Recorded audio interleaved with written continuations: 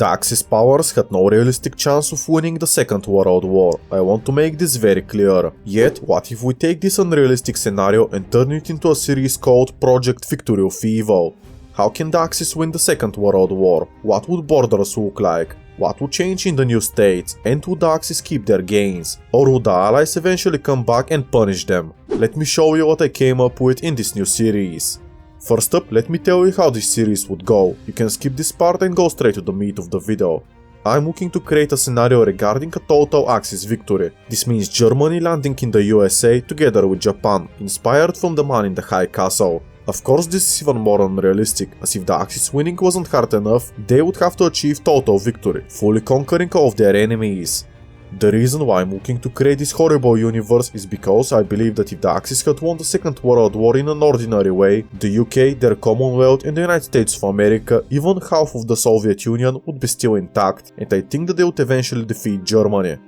There is no way for the Axis to win in a prolonged war, and in a regular Axis victory scenario, as the before mentioned enemies are mostly still intact, barring the Soviet Union, unless there is an absolute Axis victory, a limited Axis victory would only serve as a temporary pause to the Second World War, later resuming in the Axis being defeated, getting similar borders and politics in the region. By creating a total Axis victory series, we can explore what the world would truly look like under the sinister Axis plans for victory. While an Axis-allied Cold War may be interesting, I would explore this possibility another time, and by achieving a total Axis victory, I would make some more interesting choices as to spice up the series up. I hope that you would enjoy. Just know that this is going to be one of the most unrealistic videos I have ever made, and I once made a video about Monaco annexing all of France and Liechtenstein annexing all of Germany, so yeah, do not take this very seriously. I wouldn't repeat that anymore, so here is your disclaimer. Now the Axis winning the Second World War is about as plausible as a toddler playing Hearts of Iron 4 for the first time in traditional Chinese, and succeeding in doing a world conquest as Luxembourg. There is a small chance if the stars align correctly, but overall it's something that is quite impossible. We obviously need to change history a lot, but I would explore the changes I will make as the scenario goes on. For now, Germany invades Poland on the 1st of September 1939, and the Allies would declare war on Germany a few days later. I wouldn't change anything about the Polish invasion, as it already went almost ideally for Germany. They had gambled and put most of their army into Poland, so had France attacked, they could have overrun Germany in the west. It was a big gamble for the Germans and it ended up working out, so I see no reason to change it. Germany and the Soviet Union would still partition Poland like in our own history. Technically, we can slightly alter the borders as to benefit Germany more, which would require changing the Molotov-Ribbentrop Pact, in which Germany would give to the Soviets northern Bukovina and Lithuania in exchange for more Polish lands. Historically, northern Bukovina and Lithuania were originally agreed to by the two sides that they would be in the Axis sphere of influence, but the Soviets took them anyways as Germany was preparing for the Battle of Britain and consolidating their gains in France and Poland. Stalin knew that he could get away with it, so he did. In this alternate history, the first change I would like to make is that Germany gives up on their claims in northern Bukovina and Lithuania and actually gains more of Poland, which would be the district of Bialystok, a territory that Germany historically annexed 2 years later, and now they would have right away. Germany actually had always desired Bialystok. It started with Prussia getting it after the Third Polish Partition, and the German Empire later planned to annex it after the First World War, but as you already know, they lost, so they never did. Bialystok is important for Germany, as it crosses the Neumann River, so it could be used as a bridgehead as to strike further east, something that the ultranationalist Germans thought was inevitable. Another way Germany can gain Bialystok is that they alter the Molotov-Ribbentrop Pact and force the Soviets to accept it going to Germany instead. This is because the Wehrmacht troops occupied Bialystok, Brest-Litovsk and even Lviv temporarily, areas meant for the Soviets. This happened because the German armies moved much faster than anticipated, so Germany has some leverage over the Soviets. Of course, Germany would still have to honor the Molotov-Ribbentrop Pact and give the Soviets their land, in return of them staying neutral, but Germany forcing the annexation of Bialystok is not too impossible.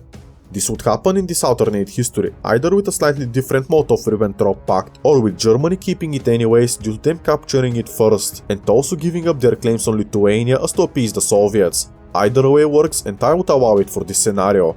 The Bialystok area had 1.3 million people and was one of the most industrialized cities in eastern Poland, with the textile industry and agriculture being of great value to the German Reich, and the before mentioned military significance due to it being a great launching point into the Soviet Union.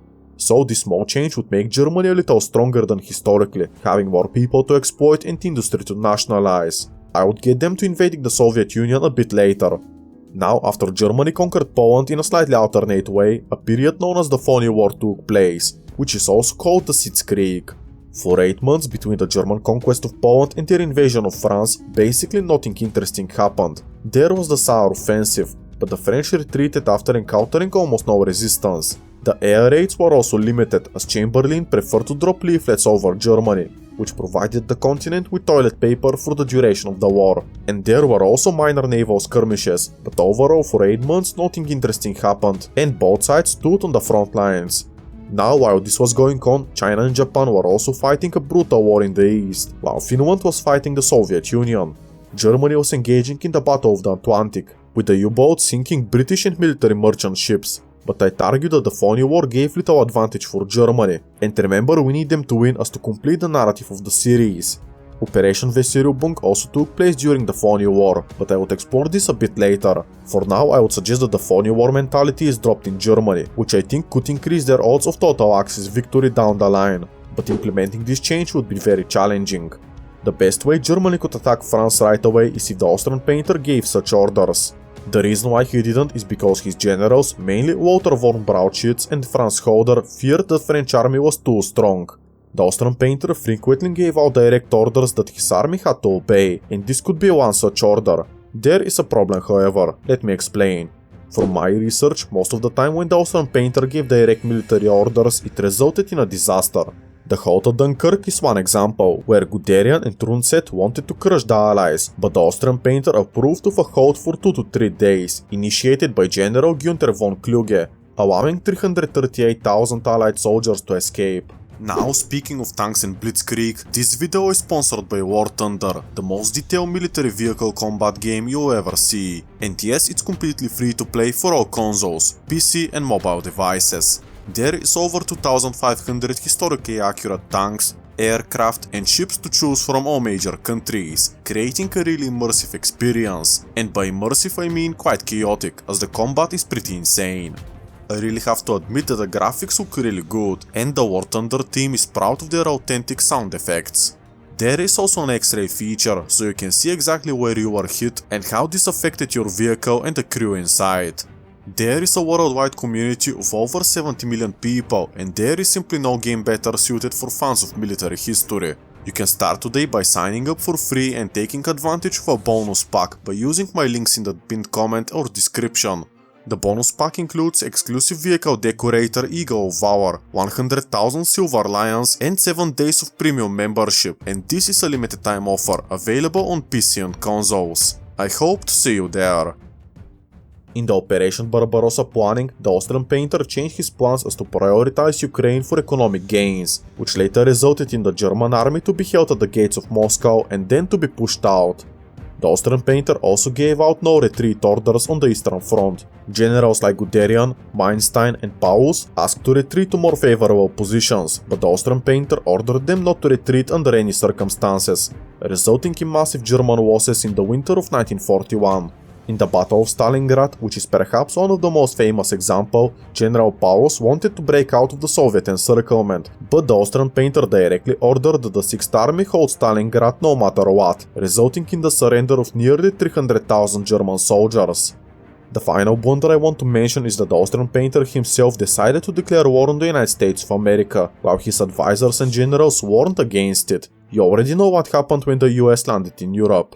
What I'm saying is that when the Austrian painter took direct charge of the army, it was suboptimal to say the least. This is why if we have him take charge in October 1939 and order a direct attack on the French, this may be successful like in our own history. But the problem is that the Austrian painter is likely going to think of himself like a military genius, so he would repeat all of the same mistakes I just mentioned. I would like to prevent all of them as to achieve the narrative of the series, so I would take a different approach as to make sure that Germany attacks France in October of 1939 instead of May 1940. So how could this happen? Now I would be honest, I have no clear idea. The problem is that if this offensive happened in October of 1939, it could be a total disaster, mostly due to the weather. At the time it was raining a lot, so the fields had turned into mud and the aircraft were often grounded. Since Blitzkrieg relied on coordinating tanks and aircraft, the weather in late 1939 simply didn't allow for it to happen. For the same reason, the Germans couldn't initiate Operation Westsiereubung, so both sides had to sit idle. Here is one way I think that this offensive could have happened and not been a total disaster. Historically, Germany was able to defeat Poland in about 5 weeks, but had their invasion started a few weeks sooner, or if it was a week or two shorter, the German elite divisions could have been redeployed to France. The French were very slow to mobilize, and their forces were barely ready by October 1939, which was a useful fact that could aid in the creation of the Perfect Axis series. Perhaps the Wehrmacht would enter France as to try out their defenses, and seeing how truly underprepared the French army was, this could have convinced Hauder and Brauchitsch to attack France, as their only concern was overestimating the French forces, which would prove to be very false. Another way this could be achieved is with more and better German spies in France, which would realize that there is no need to wait, due to the French army not being ready to fight. In any case, this wouldn't be the Blitzkrieg like we know from our own history, as the weather simply wouldn't allow for it to happen. Yet the infantry can make solid gains, and even consolidate the Benelux, with Blitzkrieg tactics being used only when the weather rarely allowed it to happen in October of 1939. France would still fall, perhaps around New Year's, so it would take 8 weeks on average to conquer all France. I would admit that I made this number up for the sake of the scenario. I am no military genius, so I wouldn't know if what I suggested would actually work, and even if it did, I cannot predict how long it would take to conquer all France. Remember not to take this very seriously, and the fact that if I were to be very realistic, then we would get the same ending, which is far from an Axis victory scenario. I would have to make unrealistic decisions as to achieve an unrealistic outcome, which is a total Axis victory series. Now, due to the nature of the scenario, we may be completely butterfly the siege of Dunkirk, as this alternate invasion of France would start 7 months sooner than historically, and happen in an alternate way, so it's foolish to assume that the Allies would still get trapped in Dunkirk. In any case, if the Germans have such an opportunity, they should take it. What I'm suggesting is to take Dunkirk and the Allied soldiers as prisoners of war, instead of waiting, if these or similar opportunities are ever presented. Now, regarding the plausibility of this, there is a theory that the Austrian painter led the British at Dunkirk to escape as a sign of goodwill, knowing that Britain can replenish their losses eventually. The Austrian painter basically did this as a gesture, as he was expecting for Britain to sign a generous peace treaty, in which they wouldn't lose almost anything. So the Germans defeating the British in such a way would be difficult to justify, as the Austrian painter wrote in his book that the British were a natural ally of Germany, and said that the British were part of the Germanic peoples, due to the Anglo-Saxons. The Austrian painter also didn't want to fight in a war on 2 fronts, and had larger territorial ambitions to the east, and there is also a theory that since the British soldiers spared the life of the Austrian painter in the Great War, he didn't want to exterminate the British. This may be slightly out of character for the Austrian painter, but he wouldn't intervene in the army command for now, so his generals would make the decision to eliminate the British in a situation similar to Dunkirk, if one is ever presented. As a result, most of the British expeditionary force would be lost in such a disaster, and these soldiers not returning I think would be a very big deal. This would mean that about 50% of the British army is directly lost, and I think that the British would have trouble recruiting civilians into the army, as the morale for obvious reasons wouldn't be at its highest. This would have several consequences down the line in the North African front, where I would predict fewer British soldiers would be present, perhaps giving the Italians an advantage.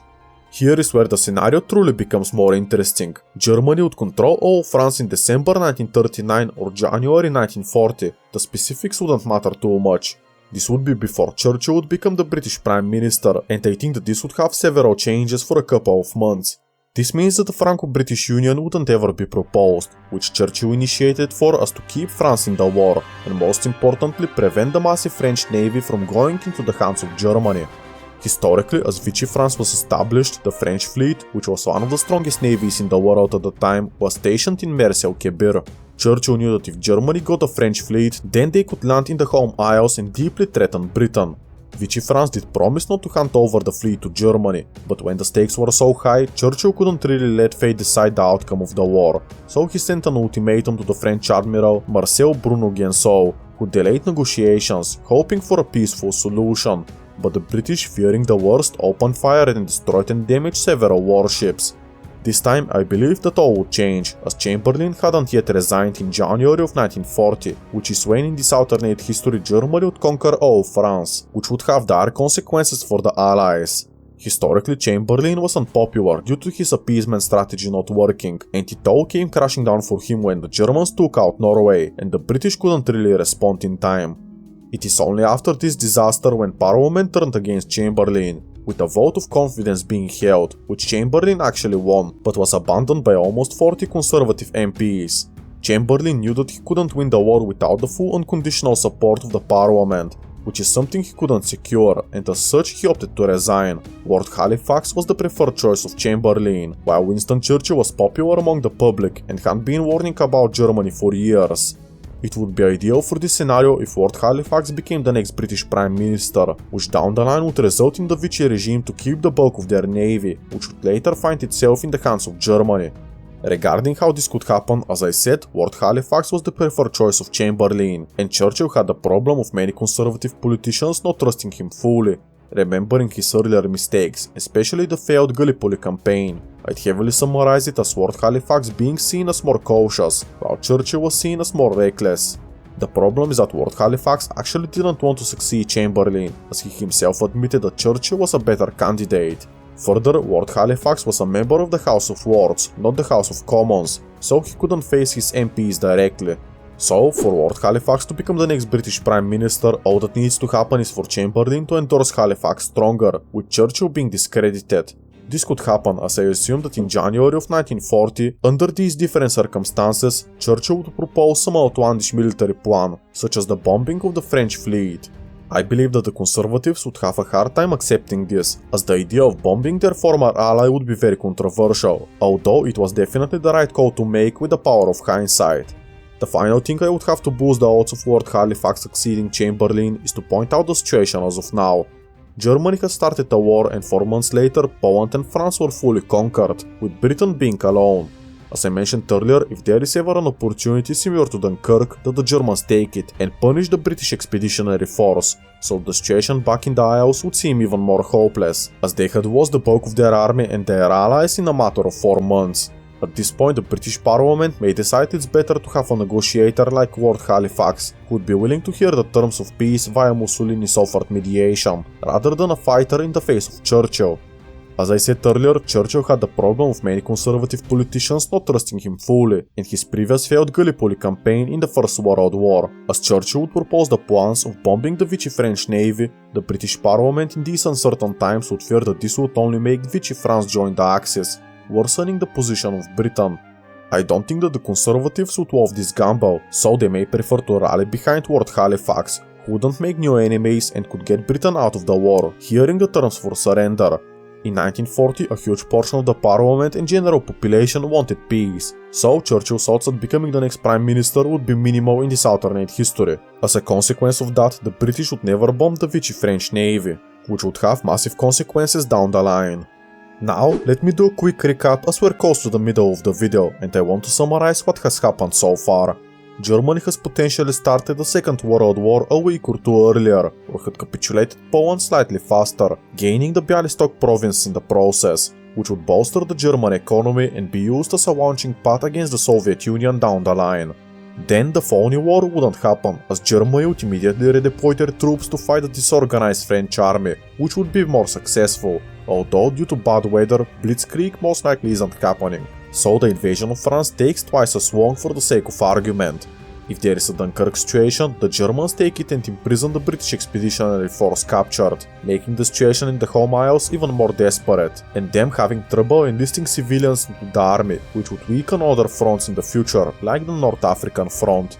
As France capitulates, Chamberlain would resign for similar reasons as historically when Norway fell to the Germans. This time the British Parliament would prefer Lord Halifax to succeed him due to an endorsement from Chamberlain and the Conservatives not trusting Churchill and his plans on bombing the Vichy French Navy. I would assume that the mood in the British Parliament would be one of negotiating peace at this point, rather than continuing the fight as Churchill wanted. All of this would happen in about of January 1940, so Germany has achieved the same borders, in addition to Bialystok 6 months sooner than historically, and further they would eventually get to keep the Vichy French Navy. Now, how much of this is actually realistic? Well, I would be honest, each thing that I mentioned is slightly unrealistic by itself, but for a total Axis victory scenario to exist, I need to bundle so many of these slightly unrealistic changes that the ending as a whole becomes quite unrealistic the more I keep adding. I'm adding fiction on top of fiction. I do think that the scenario is somewhat plausible at this point, as the scenario is just beginning and history isn't fully butterflied away, but do remember the analogy of the kid playing Hearts of Iron 4 for the first time in traditional Chinese and doing a world conquest as Luxembourg. It could happen, but most likely won't. This is the final warning in the series as to say to not take it seriously by any means. This is all just for entertainment. Now Lord Halifax would take charge of the British Parliament, so what happens after that?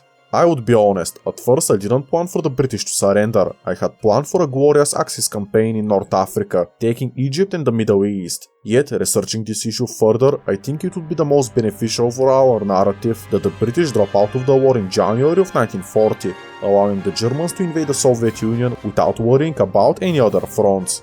Britain and Germany are likely going to be at war once again, likely after the fall of the Soviet Union, but I will explore this scenario later. So now, what would the peace treaty on Britain look like? Most likely it's similar to a white peace, with war reparations and British non-intervention being secured.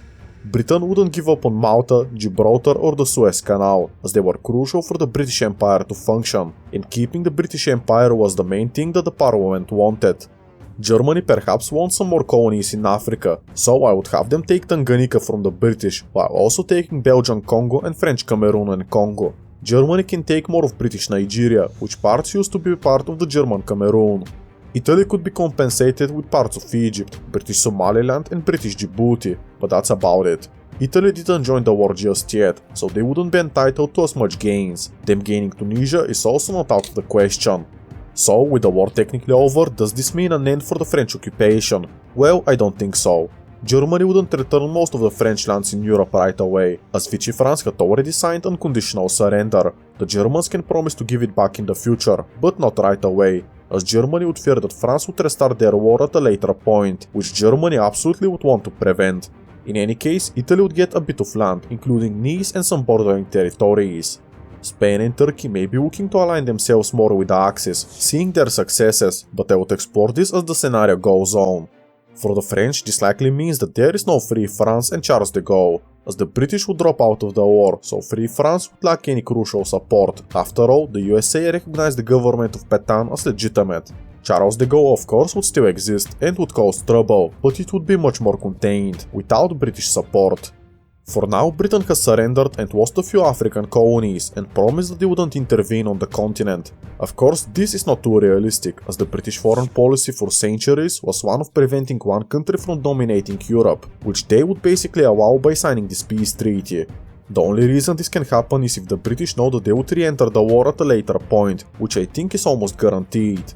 The British Commonwealth was stronger and had more resources than the Germans, but the British were caught off guard. As such, the British Parliament would prefer a negotiated peace and to try again in another war. So what are the real changes from this move? Well, the British and US nuclear research likely isn't much, so the USA would actually have the atomic bomb in 1946 or even 1947.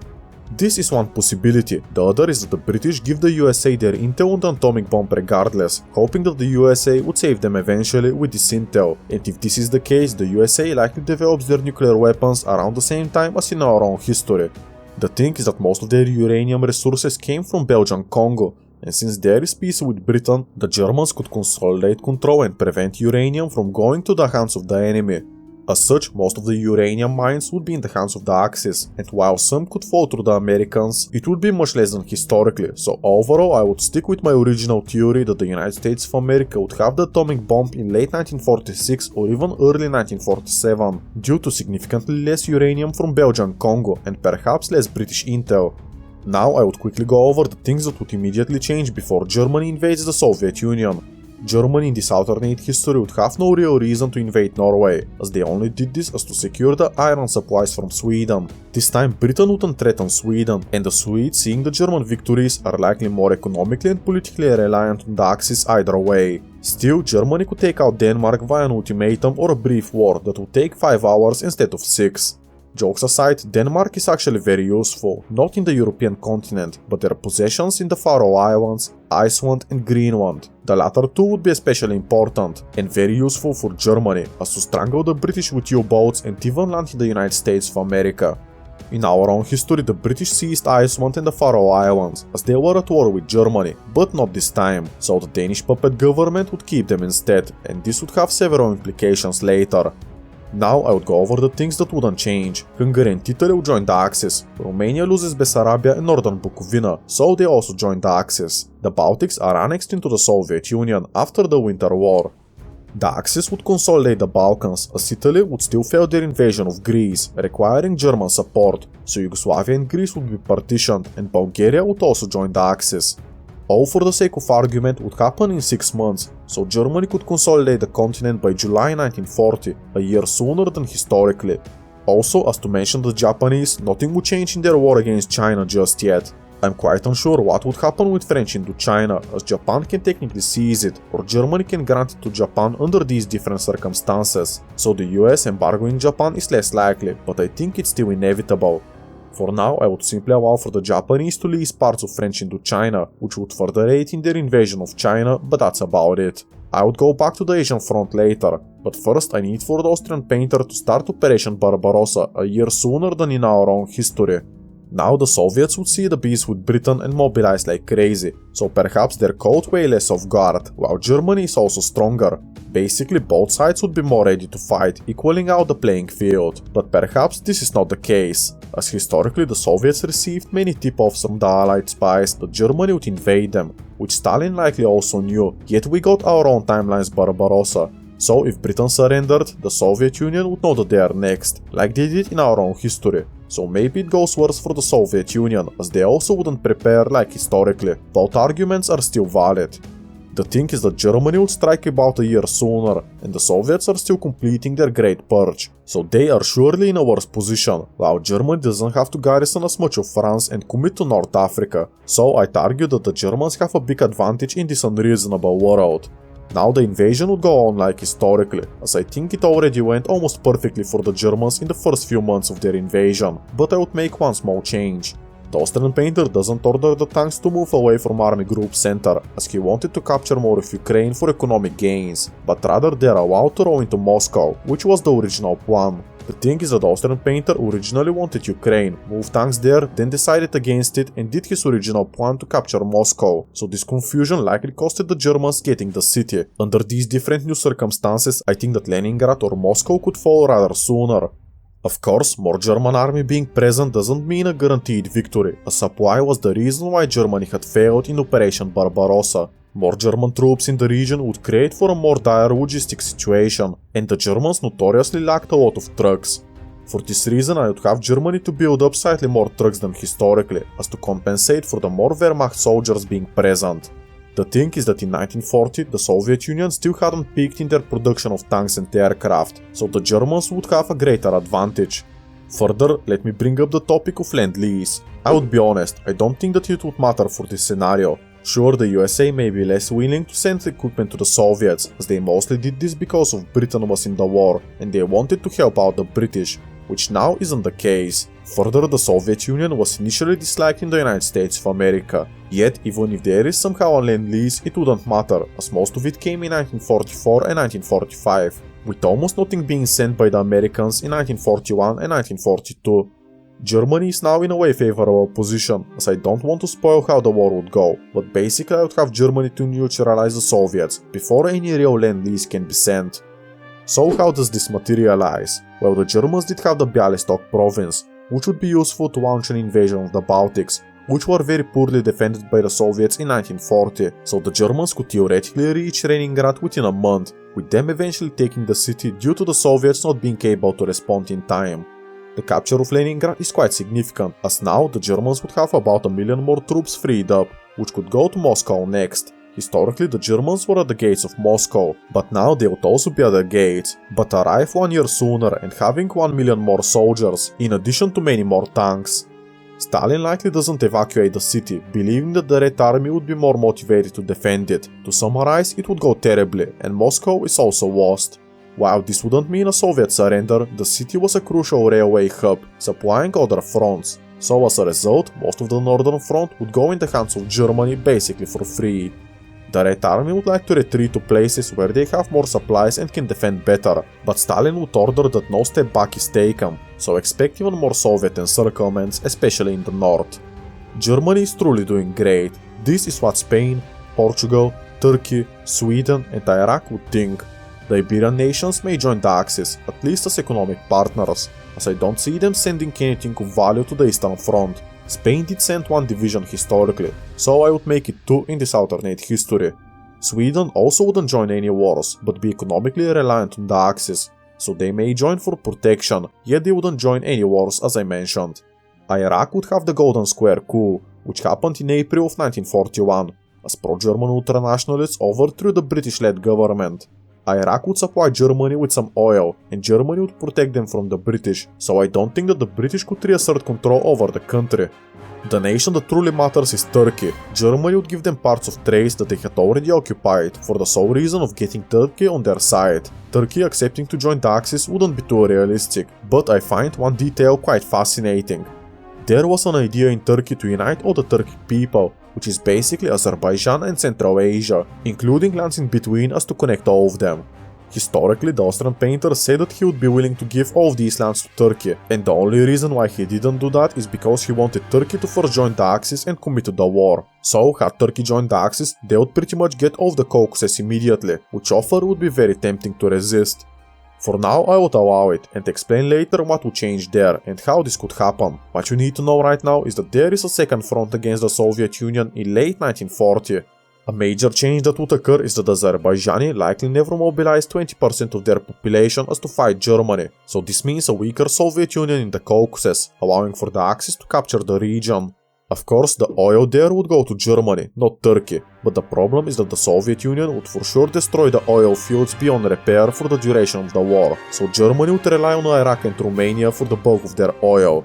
We are building fiction on top of fiction, so at this point you can consider this scenario too unrealistic to be plausible, if this wasn't obvious enough. This gives me more freedom to finish it off in a quicker fashion and not explain every minor thing.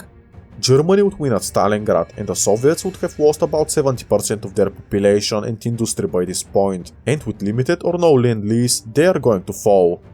Now the Germans wanted to get to the Urals, but the German general suggested getting the AA line first, which is a line from Astrakhan to Arkhangelsk. The German generals warned that going beyond this would be suboptimal, as there Russia was too underdeveloped and there were almost no roads, not to speak of railroads. So the Wehrmacht would have to march hundreds of miles into the Soviet forest just to capture a few cities. These German soldiers could be easily ambushed and be difficult to supply, so I think that Germany likely stops at the AA line. The Soviet Union likely doesn't sign a peace treaty, but is instead going to collapse into several warlord states, most of which I would explore in the peace treaty later. For now, all you need to know is that Germany has defeated the Soviet Union by late 1941, about a year and a half after entering the country. Seeing this German success, the Japanese could take advantage of this and strike Siberia, getting more land and resources, so temporarily they wouldn't strike Pearl Harbor, delaying it as to consolidate more of Siberia. The Japanese army originally wanted to invade the Soviets, with the navy wanting to strike south, and for this scenario to succeed we need the army to have more political representation. This doesn't change the war in China, but this means that the Japanese could take more of Siberia. Mongolia could be either invaded or forced to join the Japanese faction. In any case, I think that Japan would get it somehow, aiding slightly in their war against the Chinese. Now I was very vague on purpose regarding Asia, as now this would be quite confusing. I tried to keep Japan out of illegally taking out French into China, as instead they leased parts of it for the duration of their war with China, resulting in a no US embargo perhaps. This would be tough to say. Further, if Japan is embargoed by the USA earlier, I never mentioned this, but the Germans actually still have some leverage over the Dutch East Indies, which had some oil and other important resources that could aid the Japanese, delaying their strike on the UK and United States of America.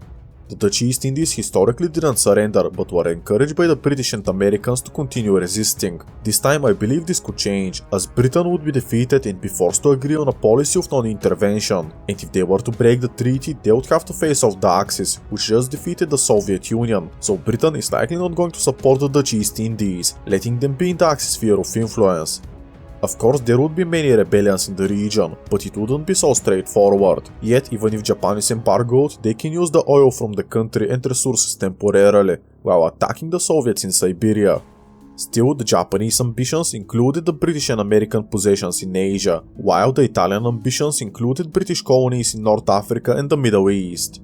Now Germany would be at a crossroad. Either they continue working with the Axis against Britain, or they choose to ally with Britain against the former Axis. Of course, this decision sounds like a no-brainer, but as I mentioned earlier at Dunkirk, the Austrian painter didn't really want to fight the British. He considered them Germanic peoples and a natural ally of the German Reich. So it is not guaranteed that Germany would ever re-attack Britain, but the British would for sure attack the Germans. Everything I'm saying is more simplified than it should be, but I'm trying to fit as much information here as possible. Regardless, I think that the USA and Japan would inevitably clash in the Pacific, and it's in Japan's best interest to initiate Pearl Harbor and partially destroy the American Navy. The Austrian painter would also declare war on America, and Britain would also join the conflict. It would now be World War II.5, or a more creative name to call it, the Continuation War. This is what the world would look like as of now, and the Axis colonies in Africa are for sure very vulnerable, but the Allies are too overstretched. I bet that Germany would in 1933 start their Plan Z, building a larger navy that could challenge the British one. In addition, Vichy France still has their navy intact, which Germany could leverage, and the Allies and the Axis would be even in terms of navy for now. Portugal would also join the Axis, and it has the Azure Islands, so the Germans could use them as bases for their U-boats and harass the Atlantic. The Azures were almost as close to the US East Coast as Hawaii is to the US West Coast, so this is a big deal. Let us say that this war starts in December 1941, when Japan would strike Pearl Harbor. The difference between this timeline and in our own is that the Soviet Union is now dealt with, and they are out of the picture. Sure, they would harass the German positions, but the Wehrmacht has millions more soldiers ready to fight in North Africa and the Middle East. At this point, Romeo is stronger as he would have more resources, so the Desert Fox could pull a miracle in Egypt, getting close to overrunning the British positions, while Turkey and Iraq would also aid in the capture of Palestine and Jordan. One thing I want to mention is that the British had cracked the Enigma codes long ago. Carrot units knew about it but had no real way to prove it. It would certainly be beneficial for Germany if they had updated their decryption sometime after the fall of the Soviet Union, so the British would have even less of an advantage. Now, as German tanks would roll around Africa and the Middle East, with the Japanese quickly taking the Philippines, Malaya and attacking India, Britain would be strangled as their convoys would be sunk by an advanced Axis U-boat. The only place the Allies have an advantage is in Central Africa, but still it would be a slow defeat for the Axis there. Britain is so much more vulnerable in this position. Let us look at this differently. Zooming out, this is what the war would look like, but remember that the Axis have the Azores, Greenland, Iceland and the Faroe Islands. With some mega project and stronger U-boats, Britain is essentially cut off from America. The Axis also have a solid navy, but it would get even better for them. A portion of the British Navy will be sent in the Mediterranean when this Continuation War starts. With Spain and Portugal in the Axis by late 1941, I think that them taking Gibraltar isn't too insane to consider. And I already mentioned how the Axis could have performed greatly in North Africa and the Middle East, likely at least threatening the Suez Canal if not capturing it entirely. Yes, the British Navy would be basically trapped in the Mediterranean Sea, with Cyprus and Malta being their only bases, which the Axis would focus on capturing. As such, with Britain surrounded and them losing a portion of their navy, with another portion being sent to Asia as to contain Japan, the home isles would be vulnerable to landings from the Axis, which at this point I would say would have the naval advantage as well. Germany would have way more experience and have the most modern army, while the Allies would lack any real experience. German veterans from conquering Poland, France, the Balkans and the Soviet Union would be facing off against the Allies, so I think at this point Germany would have an advantage. With the Royal Navy being weaker, Japan would have an advantage in the Pacific as well, with them also not needing to conquer all of the Dutch East Indies, which are already in the hands of the Axis, but rather consolidate control over them, something that likely never happens fully. Japan still struggles on land against China, but would push off India out of Burma and into Bangladesh. Iran would be an interesting case, as the Austrian painter would rally the Muslims behind his cause, promising to liberate Iran from the British dominance, much like how Iraq did with the Golden Square coup in this alternate history. Still, Britain and Germany would fight a proxy war in Iran, and due to the mountains, I would say that this front line would stalemate and nothing interesting would happen. Pakistan, on the other hand, would try to rebel and fight India, seizing the chance to gain their independence, and I would say that they would have some moderate success. At this point, the Allies cannot really secure a total victory and capture Berlin. They could try to take out Japan and win the war in the Pacific, but also the African and Middle East fronts, but landing in Europe at this point would be seen like a far-fetched idea. I don't want to drag out this first episode for too long, so I would speed up what would happen next. I mentioned the Royal Navy is partially trapped in the Mediterranean Sea and is partially in Asia as to fight Japan. Germany and Italy could combine their navies, and due to Britain being choked out via U-boat raids on their convoys, I think that the Axis could eventually land in Britain. The British major cities are to be evacuated immediately, but the message this would send to the entire world is clear: it is only a matter of time before the Axis win the war. Operation Sea Lion happening is quite unrealistic, yet we are looking at a total Axis victory series, and I have already made up so many unrealistic changes, so by now the world is completely altered. Under these different new circumstances, I cannot see how the British could defend themselves, as they would be too far stretched, and even their land army is fighting two fronts in Africa, the Middle East and in India, so there isn't a lot guarding the home isles. The civilian population would rush to enlist in the army and defend their homeland, but they would be facing off the veterans of the German army, so these efforts would delay the inevitable, the fall of London and later the fall of Great Britain, with Ireland potentially also joining the Axis as to get Northern Ireland. The fall of Britain would be as demoralizing to the USA and the Commonwealth as the fall of France was to the British in 1940. By now, looking at the world map, you can see that the Americans would need to carry out this war heavily, and if we made some real changes to the USA prior to this, trying to make them weaker or the Great Depression even more severe, perhaps with Hoover getting a second term, then it would be a slow inevitable death for the Allies.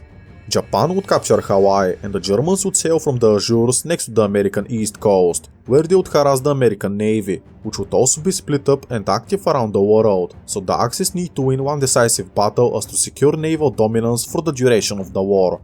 Of course, America is quite strong, and they are producing a lot of war equipment, but the point is by now it would be a little too late. The Axis are planning to land in America, who wouldn't surrender?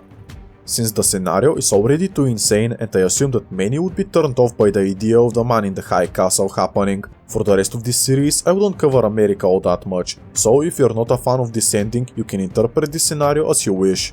The point stands that the Axis would win a decisive naval battle, and naval invasions would be launched to North America via Hawaii for the Japanese and via the Azores and Greenland for the Germans.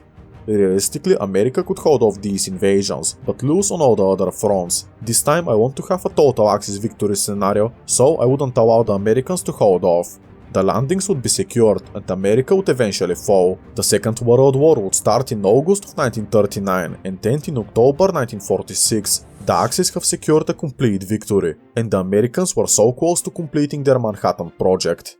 So let me tell you how this disgusting dark universe would look like, as there would be many peace treaties and new borders. First up, let me apply a regular Axis victory scenario on top of Europe. There, Germany would establish their Reichskommissariat of Ostland, Ukraine, Rusland and Caucasian, with one more Reichskommissariat being formed in Central Asia. Originally, the Germans didn't consider this a possibility, wanting to focus on Europe first, but now they can establish the Reichskommissariat Turkestan, also sometimes called the Muhammad Reich. And yes, I established it because I'm a simple man. I see a country called the Muhammad Reich and I want to make it exist. Secondly, I want to adjust the French border slightly in favor more of the Axis, so basically Germany, Italy and Spain get a bit more land. And I would also have my beloved nation of Switzerland to also be invaded and partitioned. Sure, they would be more useful as a neutral country, but the Austrian painter wanted to unite the German speakers, and Switzerland would be his last obstacle. As for Africa, Spain gains Morocco and parts of Algeria, Italy establishes their plans for Egypt and Sudan, but also changes in the Middle East, and Germany would form Middle Africa. The United States of America would be divided as you would expect, a Pacific state influenced by Japan, a neutral sort of democratic state in the sparsely populated American lands that the Axis would perceive as not valuable enough to conquer, and a German puppet state or two in the East Coast. Again, to remind you, if you don't like this idea, you can simply ignore it. As for Asia, I would have a standard Japanese victory scenario. These would be the borders, and later I would explore what each country would look like, their politics, leaders, and relationship with each other, going in detail as to what Reichskommissariat Ostland could have looked like, for example. Basically, I want to explore this universe in detail, like answering the question, would the German-Italian alliance hold up, or would Germany turn in against Italy? Zooming out, this is what the world would look like, quite scary, but this is just the beginning of Project Victory of Evil, as I want to explore this universe more in depth. Australia, New Zealand, parts of America and India are the remnants of the Allies, being free and democratic nations, with South America likely also turning to ultranationalism, so the ideology map mode would look something like this. The future would be uncertain, and there are so many new countries being created, with the balance of power being totally shifted. And as I said, I want to explore some new countries in detail, like what a ultranationalist Britain could look like and so on. Now I want to remind you to check out War Thunder, who made this video possible, and you can play it on PC or consoles. Check out my links, which you can find in the video description or the pinned comment, and take advantage of a bonus pack. Yet check out the video on the screen to continue watching my content. Thank you for watching all up until the end, and I hope to see you there. Goodbye.